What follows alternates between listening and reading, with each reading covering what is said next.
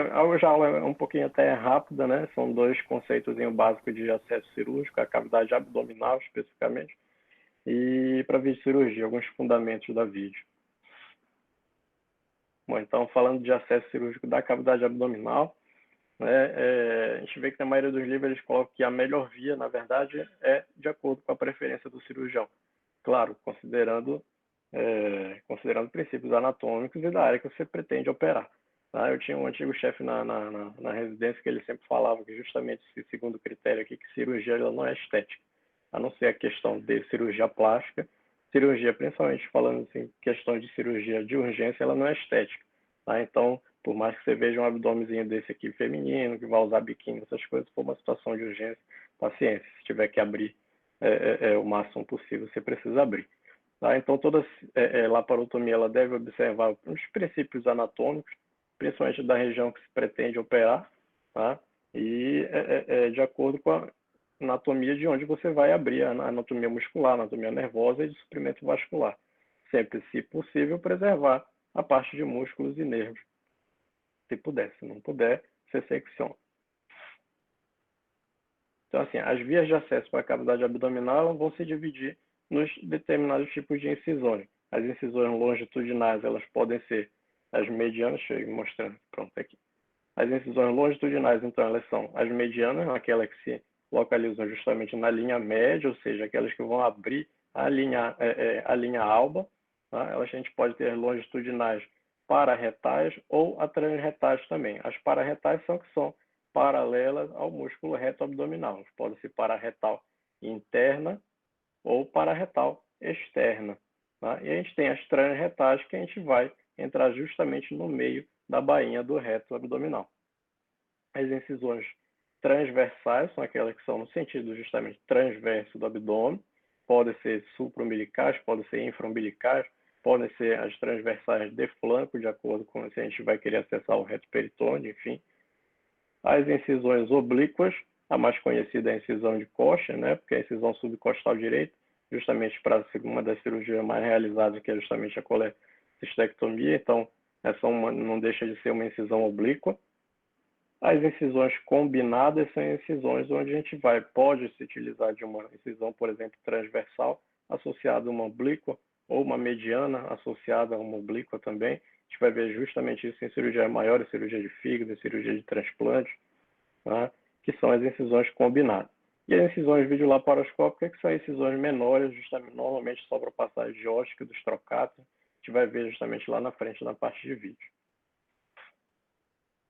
Então, assim, as incisões longitudinais, elas são preferenciais para a cirurgia de urgência, por quê? Porque elas são incisões mais rápidas de se realizar, onde a gente vai ter menos tecido a se abrir. Então, ela provê um acesso rápido e um acesso amplo. Tá? E, justamente, elas fazem um fechamento em plano único quando a gente utiliza a linha média. Só para lembrar, quando a gente abre a linha média, a gente abre justamente a linha alba. Tá? Então, lembrando ali que nada mais é a linha alba do que a fusão das duas aponeuroses do reto abdominal, a aponeurose anterior e a aponeurose posterior. Tá? Só eu quero acreditar que todo mundo lembra que abaixo aqui da linha arqueada, a linha semilunar de Douglas, a gente não tem mais a aponeurose posterior do reto, a gente só tem a bainha anterior. Tá? Então, só lembrar disso aí na hora de fechar. Podem ser também supraumbilicais ou infraumbilicais ou supra e infraumbilicais. Então, quando a gente prolonga uma incisão supra e infraumbilical, de preferência, a gente estende isso aqui pelo lado esquerdo do umbigo, tá? Só para poupar ali o ligamento redondo do umbigo. E, de preferência, se puder evitar essas pararetais externas, a não ser quando não tem jeito. Uma vez já operei um paciente que chegou segurando o intestino para fora, e ele tinha justamente uma facada, era praticamente aqui na linha pararetal externa. Então, não ia abrir na linha média para operar o cara se ele estava com um talho enorme aqui do lado esquerdo. Então, evitar essas questões de uso da pararetal externa, justamente porque o suprimento nervoso do reto abdominal ele vem pelo lado externo. Tá? Então, a gente perde isso aí, leva a uma flacidez da parede abdominal importante.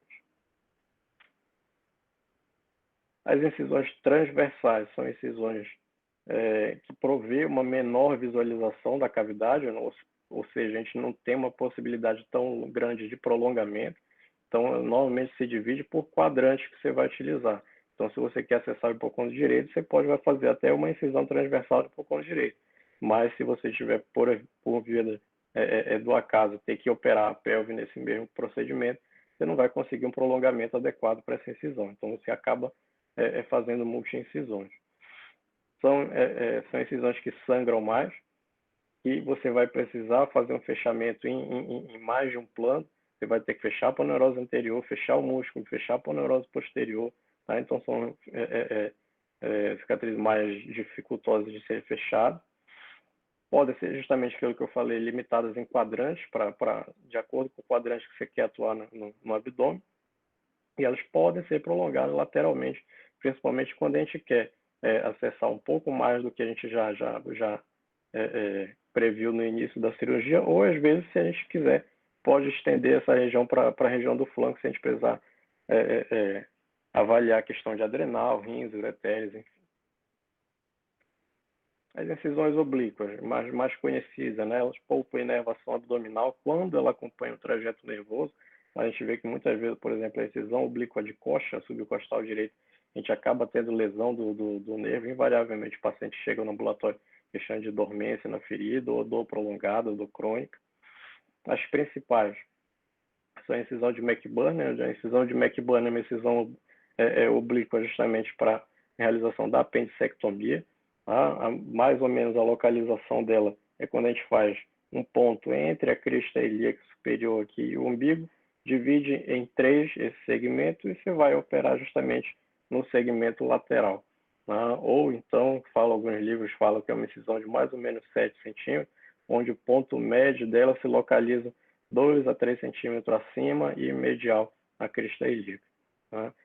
A incisão de coxa, a incisão subcostal direita. A incisão de Clermont, nada mais é do que uma incisão oblíqua um pouco inferior à incisão de coxa, normalmente de acesso à via biliar, mas não é mais tão utilizado. A incisão de Leclerc, que a gente utiliza muitas vezes para captação de rim. Por quê? Porque ela é uma incisão ampla, ela é uma incisão subcostal bilateral, que ela prolonga bastante na lateral do abdômen. Então, a gente tem um acesso muito grande à cavidade abdominal por essa forma. Mas é uma cicatriz bastante dolorosa no pós-operatório, por isso que normalmente se faz para captação renal de cadáver, porque você não vai mais se preocupar com isso. E as ingnotomias, tá? Normalmente para realização ou de linfadenectomias, ou mais comumente no caso das hernioplastias inguinais. As incisões combinadas, elas vão utilizar um prolongamento das incisões que a gente falou antes, ou um prolongamento em outro sentido das oblíquas ou das medianas. Tá? São incisões que a gente pode realizar ou no tórax, estendendo para o tórax, a incisão mais clássica é a incisão de Mercedes-Benz, para cirurgias hepáticas, cirurgias de esôfago, onde a gente vai fazer uma subcostal bilateral e prolongar isso aqui medianamente no tórax. A gente pode ter um prolongamento para a lombar também, se a gente quiser acessar principalmente a adrenal, que a adrenal é um órgão muito superior, próximo ao diafragma, então é bem complicado de se acessar por um acesso puramente anterior. Ou pode se prolongar para o lado oposto do abdômen. A incisão de Flaneschild é uma incisão pélvica transversal, mas ela pode ser prolongada um pouco mais lateral, principalmente quando a gente vai fazer cirurgia plástica. O que a gente tem de fundamento de videocirurgia? A videocirurgia ela começou lá em 1980. Ela era realizada principalmente para a litíase biliar e até hoje é uma das cirurgias mais realizadas dentro do espectro da laparoscopia. Quando a gente teve, depois dos anos 80 para os anos 90, que isso aí se disseminou para outras áreas, então, assim, ginecologista opera bastante por vídeo hoje em dia, a urologia em si também trabalha bastante com a laparoscopia e também com a questão das cirurgias endoscópicas, que utilizam os mesmos parâmetros da laparoscopia. Cirurgia torácica também trabalha com laparoscopia, então, assim, todo mundo, na verdade, hoje em dia já trabalha com laparoscopia. E foi visto que, normalmente, geralmente, se tem um melhor resultado em relação principalmente à menor dor no pós-operatório, a menor tempo de internação hospitalar do que os pacientes submetidos à cirurgia aberta, menor resposta metabólica ao trauma e menor índice de complicações, principalmente complicações de ferida, complicações de de cicatrização. Então, assim, princípios básicos da videocirurgia, a gente tem que entender o que é um sistema óptico, né?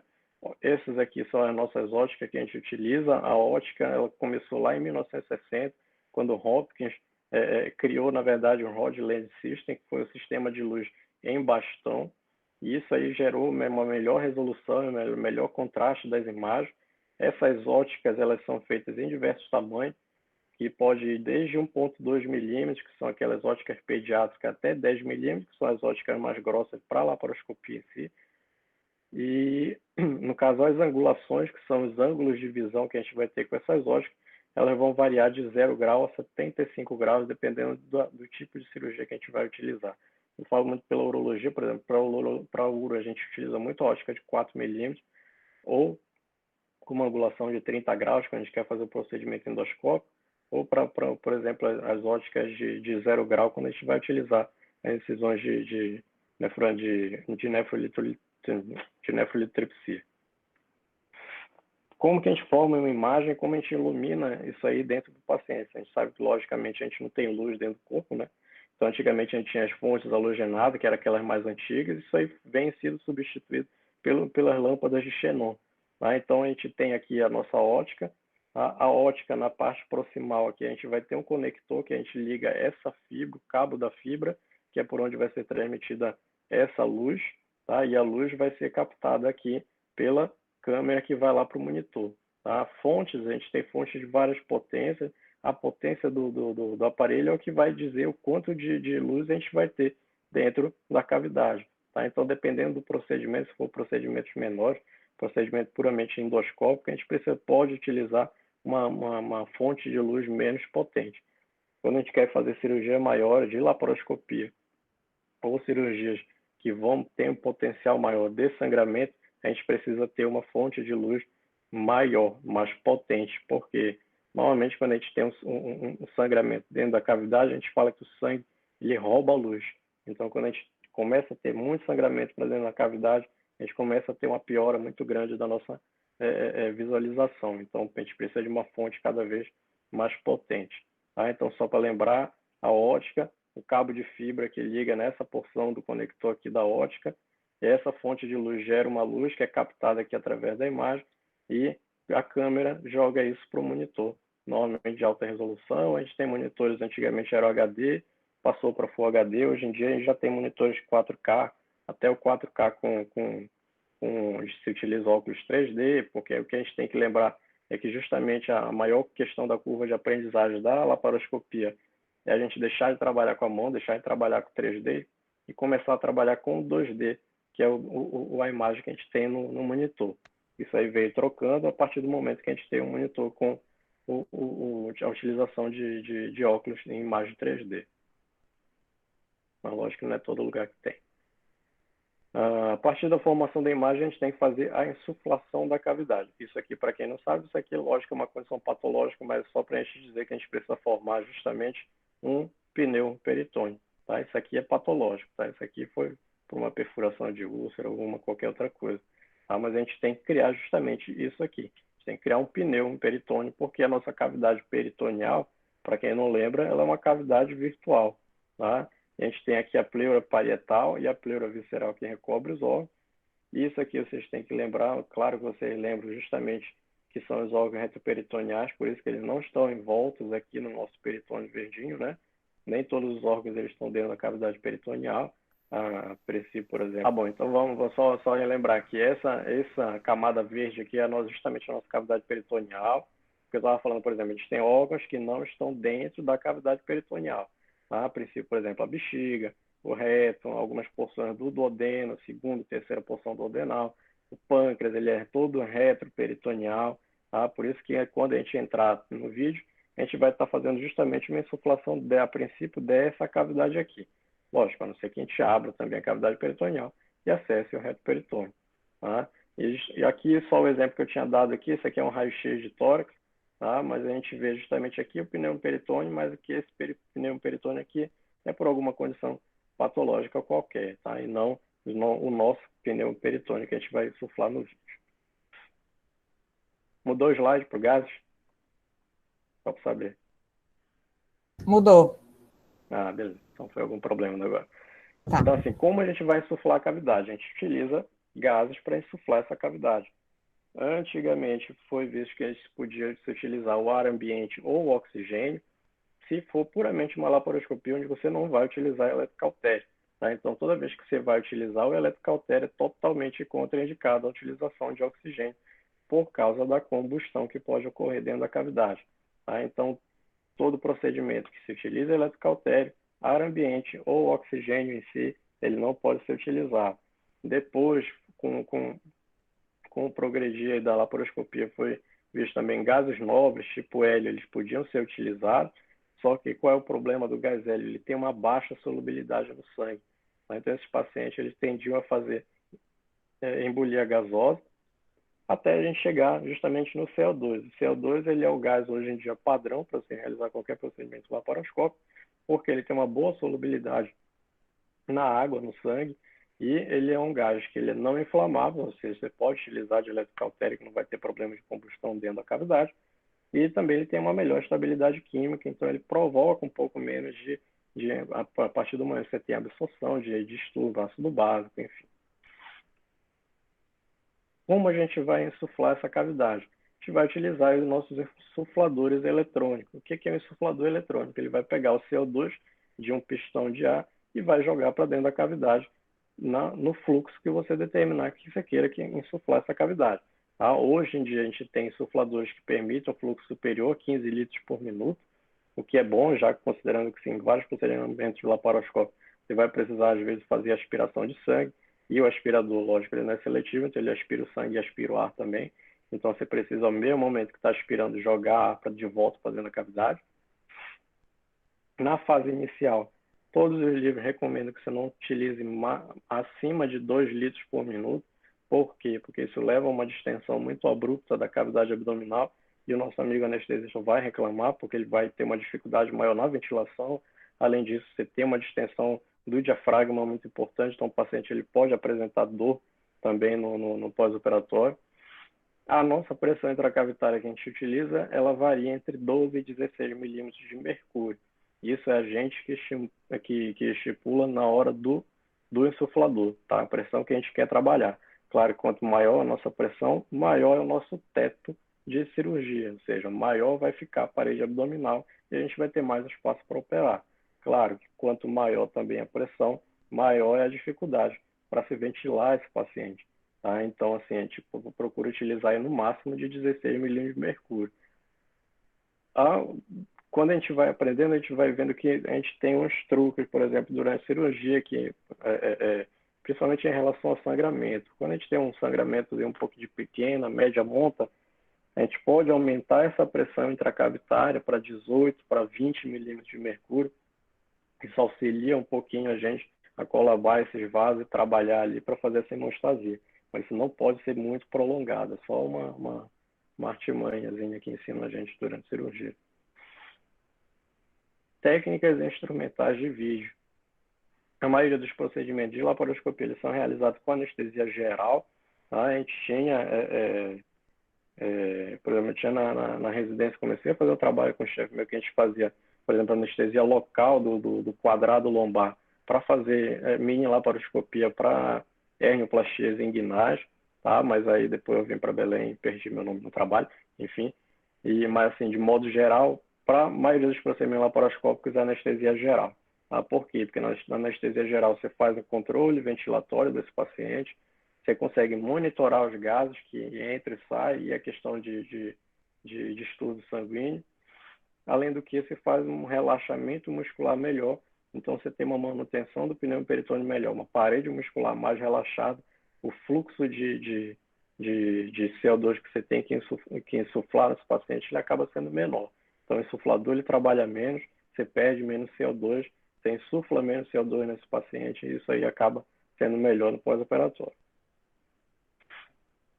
Como você vai fazer o pneu peritônio? Tá? O nosso pneu peritônio, ele, normalmente, na grande maioria das vezes, ele pode ser realizado com uma punção, com uma agulha que a gente chama agulha de Verres. Tá? A agulha de Verres ela tem vários modelos, mas essa aqui é uma descartável, essa aqui é uma permanente. Tá? Qual é o princípio da agulha de Verres? Ela tem uma agulha e ela tem uma ponta retrátil. tá? Então, essa ponta, ela retrai normalmente quando você chega dentro da cavidade abdominal, tá? Então, como você vai fazer essa punção? Normalmente, você faz uma incisão no umbigo, se você for utilizar esse portal para câmera, lógico. Se faz uma incisão, pode ser infra ou supraumbilical, ou até às vezes lateral, depende da preferência do cirurgião. Mas, na grande maioria das vezes, ela é uma infraumbilical. Você disseca esse tecido, a gordura, até chegar na aponeurose. E a partir da aponeurose, você pode ou pinçar essa aponeurose com, às vezes, até um bacal, mas normalmente uma pinça de coxa. Você traciona para cima essa aponeurose e se utiliza a agulha de Verres para chegar dentro da cavidade. Normalmente você consegue sentir os 2 cliques das aponeuroses até chegar na cavidade. Quando você dá esses 2 cliques, você sabe que está lá, você para e procede aos testes para confirmação. Tá? Alguns lugares citam essa angulação, normalmente, principalmente para cirurgia pélvica, ginecológica, de 45 graus em direção à pelve, porque assim você diminui essa distância do umbigo para os grandes vasos do abdômen, mas a grande maioria das vezes a gente faz uma punção a 90 graus. Como a gente vai confirmar que a gente está dentro da cavidade? Tá? As manobras de confirmação. Você pode utilizar uma conexão dessa seringa com soro à nossa agulha de Verres. Então, a partir do momento que você liga a seringa na agulha de Verres, você pode aspirar. Se vier sangue, você sabe que está errado, sabe que fez besteira. Você pode injetar esse soro para dentro da cavidade. Se você estiver dentro da cavidade, você não vai ter resistência na hora de injetar esse soro. Se você tiver uma resistência maior, provavelmente você está ou no subcutâneo ou nos planos aponeuróticos. Então, você insere um pouco mais a agulha e refaz o teste. Tá? Ou você pode fazer o gotejamento, que é o teste da gota. Você não acopla a seringa na agulha, você coloca uma gota de soro na agulha de Verres e essa agulha, se a agulha estiver dentro da cavidade, essa gota ela vai entrar para dentro da cavidade por causa da pressão negativa que a gente tem dentro da cavidade abdominal. E aqui é só um desastre que pode acontecer na hora da punção do trocato e as lesões vasculares. Funcionou, a agulha de Verres está dentro da cavidade, confirmou, está tudo certo. Você vai conectar essa agulha de Verres no nosso insuflador. Né? E a partir do momento que você conectou no insuflador, você liga em baixo fluxo, lembrando lá daquele fluxo que a gente falou, no máximo 2 litros por minuto. Né? Liguei lá e a pressão subiu.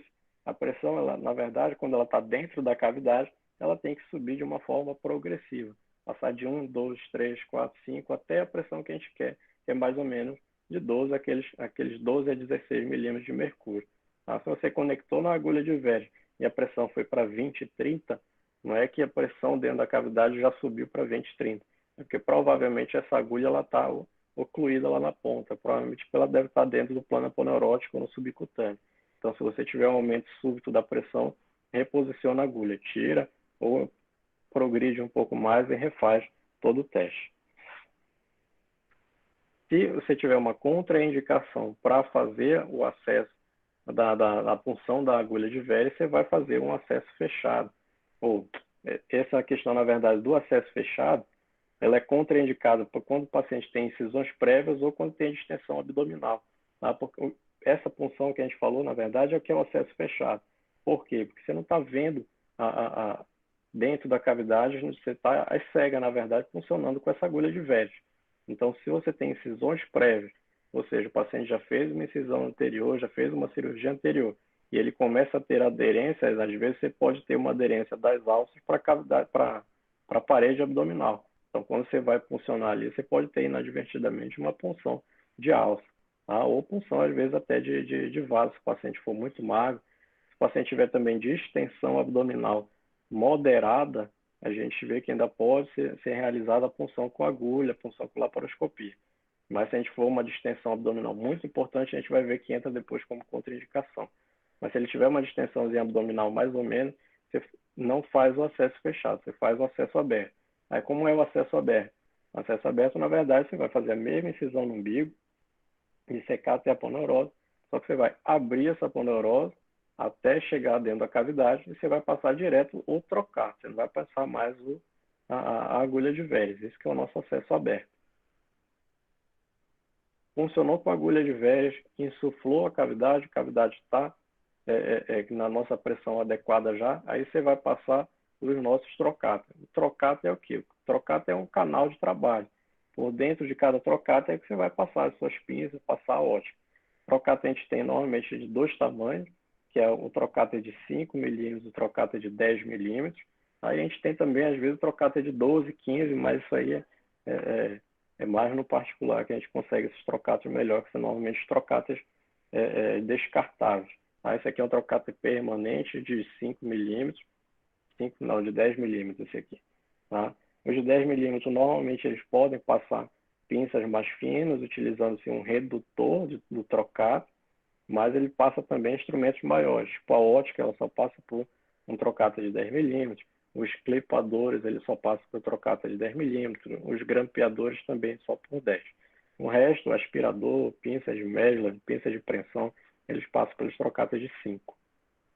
Então, isso aqui é a faca do trocáter. Quando a gente for puncionar, peso pneu peritônio, você tira a sua agulha de Veress, você vai passar o primeiro trocáter, que é o trocáter da região umbilical, que normalmente é um trocáter de 10 milímetros. Tá? Então, você vai colocar essa faca aqui dentro do trocáter de 10 milímetros e você vai puncionar as cegas também, o primeiro trocáter. Funcionou o primeiro trocáter, você vai introduzir a sua ótica.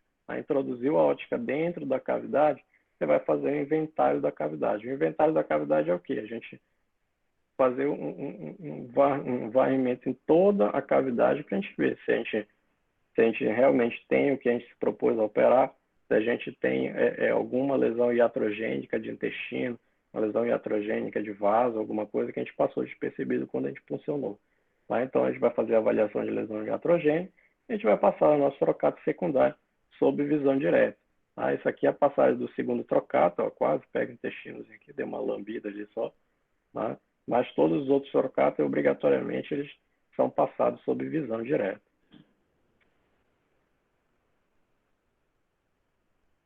Então, sei que tinha uma aberta. Como fazer hemostasia na cirurgia por vídeo? Tá? A nossa hemostasia ela pode ser feita por eletrocautério. Esse eletrocautério ele pode ser monopolar ou bipolar. Cada um tem uma pinça e um aparelho de bisturi separados, diferentes. Tá? O monopolar a gente pode utilizar, normalmente a gente utiliza o hook, que é aquela pinçazinha em forma de gancho, e que ela é ligada direto através de um fio no eletrocautério.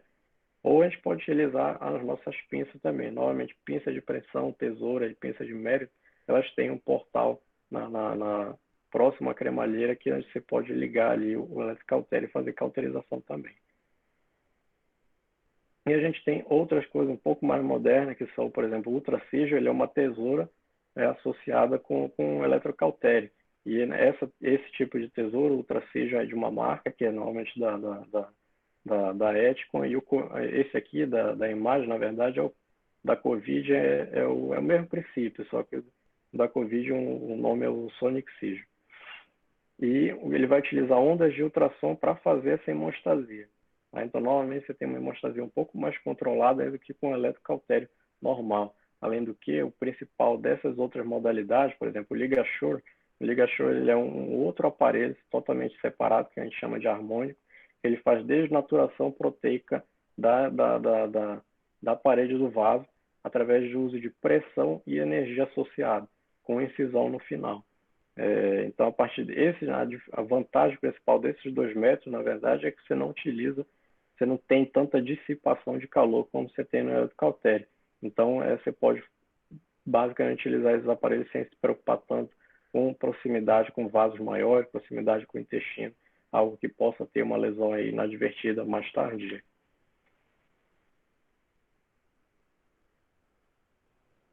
Você tem os grampeadores laparoscópicos, eles têm de vários tamanhos. Você tem grampeadores de vários tamanhos, dependendo da estrutura que você quer fazer o grampeamento. O grampeador ele serve para várias funções também dentro da laparoscopia, assim como na cirurgia aberta também. Mas, por exemplo, para a laparoscopia, você pode utilizar um grampeador para fazer uma anastomose. anastomose gástrica com o intestino, fazer um Y. Você pode fazer o grampeador também, às vezes, até para fazer por exemplo, uma apendicectomia, para fazer o grampeamento ali do coto appendicular, você pode utilizar o grampeador também. E para anastomose, anastomose intestinal, cirurgia de reto, anastomose do próprio intestino grosso com o reto, também você pode utilizar os grampeadores. E também a própria hemostasia ou a própria síntese a gente pode fazer através da utilização de pontos. Então, o ponto a gente vai fazer utilizando os porta-agulhas. O porta-agulha a gente tem alguns princípios para fazer idealmente uma sutura. Essa aqui é a nossa posição ideal para sutura. Qual é a posição?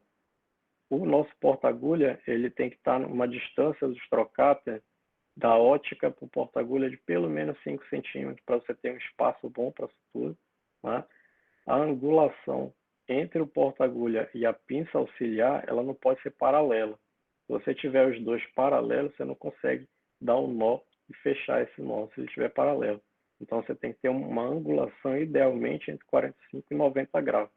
Se for 90 graus, se puder ser de 90 graus, claro que fica um pouco mais fácil. E, de preferência, a estrutura que você vai fazer a sutura, ela tem que estar paralela, ela sim tem que estar paralela ao seu porta-agulha. E fica mais fácil você ir fazendo a sutura dessa forma.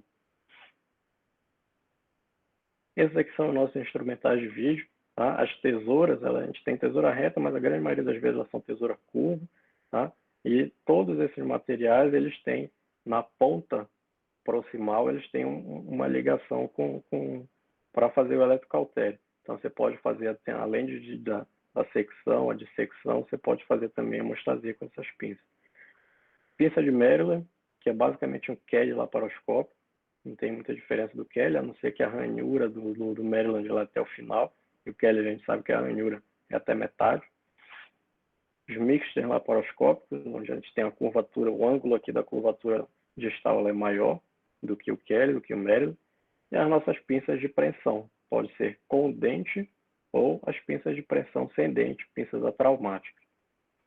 Essa ponta aqui são dos clipadores. Esse aqui é um clipador de 300, clipador de 400, que é um pouco maior. E essa aqui é a nossa ponta do porta-agulha. E esses aqui são os afastadores. Normalmente os afastadores a gente se utiliza para fazer ou cirurgias de fígado, ou para subir o fígado para fazer cirurgia, por exemplo, para vez de adrenal, ou neferectomias parciais, onde a gente tem que fazer um teto ali abaixo do fígado. A gente utiliza essa pá tripla justamente para subir ali, normalmente, o lobo esquerdo do fígado, que é o que dá mais trabalho. Contraindicações. Contraindicações de laparoscopia, a gente tem as absolutas relativas. As absolutas, quando você tem uma coagulopatia severa ou um sangramento tão importante do paciente, você não tem condições de realizar por laparoscopia. Sangramento de pequena monta ou coagulopatia que você tem condições de corrigir antes da cirurgia, não tem problema. A questão da distensão abdominal que eu tinha falado agora, se tiver uma distensão abdominal maciça, onde o intestino todo está muito colado lá na parede abdominal, é contraindicado fazer a laparoscopia. Por quê? Porque além do que você não vai conseguir fazer a sua punção adequadamente, mesmo que você faça um acesso aberto, você não vai conseguir ter teto para operar. E paciente com insuficiência cardiopulmonar grave, paciente com insuficiência cardiopulmonar grave, por quê? Porque, querendo ou não, quando você faz o pneumoperitônio, você diminui o retorno venoso. Então, se você tiver uma insuficiência grave, esse paciente não vai tolerar o pneumoperitônio. E de contraindicação relativa, que é uma operação abdominal prévia, ou seja, ter cirurgias anteriores não contraindica a laparoscopia. Contanto que você tenha cuidado na hora de fazer a punção. Normalmente se faz justamente ali com a punção de forma aberta, de forma aberta, onde você abriu a aponeurose, você coloca o dedo para dentro da cavidade, vê se não tem aderência, solta essas aderências e depois passa a trocar, aí não tem problema. A distensão abdominal, se for moderada ou leve, não tem problema, você faz ali a sua punção e faz o pneumoperitônio. Peritonite difusa, você tem que avaliar se você vai ter condições de resolver essa peritonite por laparoscopia, ou seja, se você tem uma quantidade moderada ali de líquido livre dentro da cavidade, de pus, onde você vai ter condições de tirar todo esse líquido de lavar toda a cavidade, você pode fazer por laparoscopia, não tem problema. Hérnia encarcerada, por que é uma contraindicação relativa? Porque é a questão de diminuição ainda maior do fluxo para essas alças. Então, quando você tem uma hérnia encarcerada, onde você já tem diminuição de fluxo sanguíneo para essas alças que estão encarceradas dentro da hérnia, quando você faz o pneumoperitônio, você pode ter uma piora desse fluxo sanguíneo e uma piora da isquemia dessas alças. Mas, assim, isso também é muito relativo. E paciente que tem insuficiência cardiopulmonar moderada, você pode muito ver o quanto ele tolera do pneumoperitônio. Se achar que se tiver condições de fazer, ainda dá para fazer laparoscopia, senão você faz cirurgia aberta. Complicações da laparoscopia, o que a gente tem que ver? Que a laparoscopia ela tem normalmente procedimento onde, pelo tipo de acesso com morbidez baixa, menos de 5%, e mortalidade menor, aí, na maioria dos estudos, 0,1%, e tem muitos estudos que, na verdade, nem existe mortalidade por laparoscopia. Aí a gente divide as complicações em 4 grupos. O primeiro grupo, normalmente, é no primeiro momento, onde a gente faz perfuração da veres ou dos trocáteres de outras estruturas, ou seja, do intestino, perfuração de intestino, perfuração de vaso sanguíneo pela agulha de veres. Você funciona errado. Você pode estar introduzindo CO2 ou em vísceras ocas, ou em vasos, ou até na própria parede abdominal. Da parede abdominal é relativamente comum, principalmente, por exemplo, a gente na urologia, quando faz prostatectomia radical por vídeo, às vezes quando a gente termina a cirurgia, o pênis está enorme de inchado, a bolsa testicular está enormemente inchada por causa do pneumoperitônio. Isso aí não tem problema. Isso aí vai absorvendo depois. Mas se você introduzir CO2 em víscera oca, em vaso, aí já é um pouquinho diferente. Os efeitos adversos do pneumoperitônio, quando você tem uma absorção importante de CO2, o paciente pode fazer distúrbio ácido básico, ou então, às vezes, também pode fazer uma restrição muito importante ali da ventilação, esse paciente complicar. E também as complicações do próprio procedimento que você se pretende a fazer. Né? Uma colecistectomia, ou uma cirurgia de via biliar, ou uma cirurgia bariátrica, qualquer coisa. E esses procedimentos em si, eles têm as próprias complicações. Pode ser fístula, pode ser lesão inadvertida de outras estruturas, enfim.